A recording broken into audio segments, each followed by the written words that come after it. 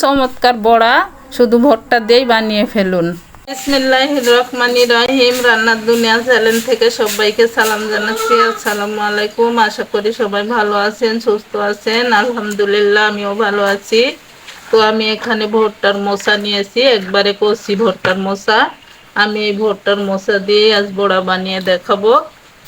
এর আগে আপনারা খেয়েছেন কি ভুট্টার বড়া জানি না, কমেন্ট করে জানাবেন।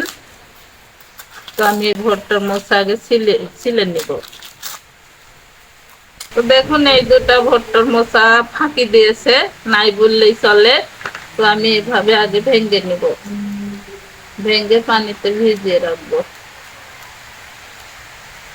সবগুলো কষিয়ে নিব। দেখুন সবগুলো আমার ছাড়ানো হয়ে গেছে। তো কচি ভুট্টার মোচা, ভুট্টা ছাড়াতে একটু কষ্টই হয়, তো সমস্যা নাই, ভালো কিছু খাইতে হলে একটু কষ্ট করতেই হবে। তো এগুলো আমি এবার পানিতে ভিজিয়ে রাখবো, তারপরে শিলপাটাতে বেটে নিব। এই ভুট্টাগুলো বেটে নিব।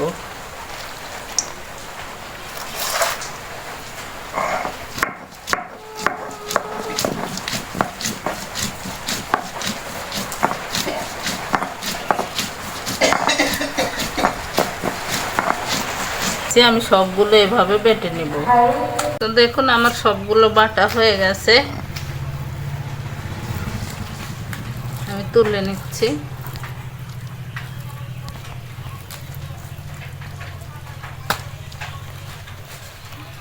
বাটা হয়ে গেছে, এবার আমি বাদ বাকি উপকরণগুলো ঠিকঠাক করে নিব।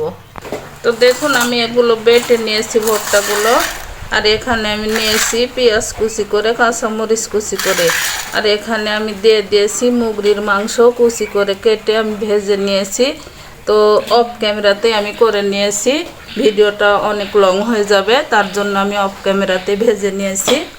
আর এখানে নিয়েছি হলুদ গুঁড়ো, মরিচের গুঁড়ো, ধনে, জিরে আর গরম মশলার গুঁড়ো, আর আদা রসুন বাটা। এগুলো পেঁয়াজ কুচি আর মরিচ কুচি দিয়ে দিয়েছি।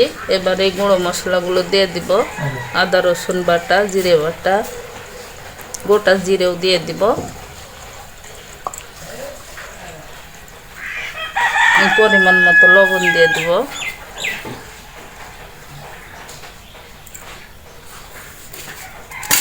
দিয়ে দেব এই মাংস ভাজা। আপনারা এমনিতেও খেতে পারেন, তো মাংস একটু দিলাম, স্বাদটা আরও বেড়ে যাবে।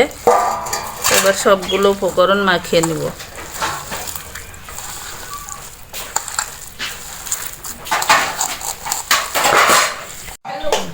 তো দেখুন মাখানো হয়ে গেছে, এবার চলুন চুলাতে চলে যাই। প্যান বসিয়ে দিয়েছি, এবার আমি তেল দিয়ে দিব।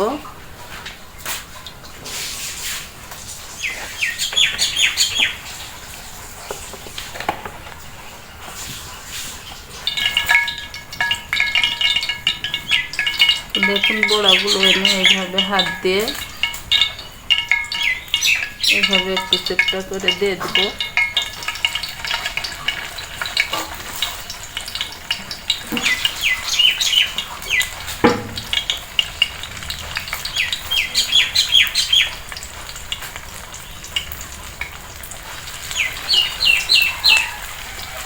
এই ভুট্টার বড়া তৈরি করতে কোনো রকম আটা, কোনো রকম বেসন কিছুই লাগে না, শুধু ভুট্টা হলেই হয়ে যায়।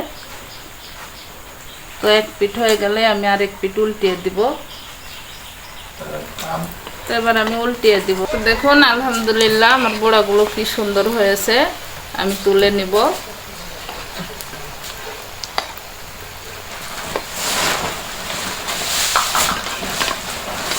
দেখুন আমি এইভাবে বড়াগুলো সবগুলো ভেজে নিব। তো দেখুন আমার সবগুলো বড়া ভাজা হয়ে গেছে, আমি তুলে নিচ্ছি। বড়াগুলো আমি এই প্লেটে পরিবেশন করে নিব, আমি তুলে নিচ্ছি।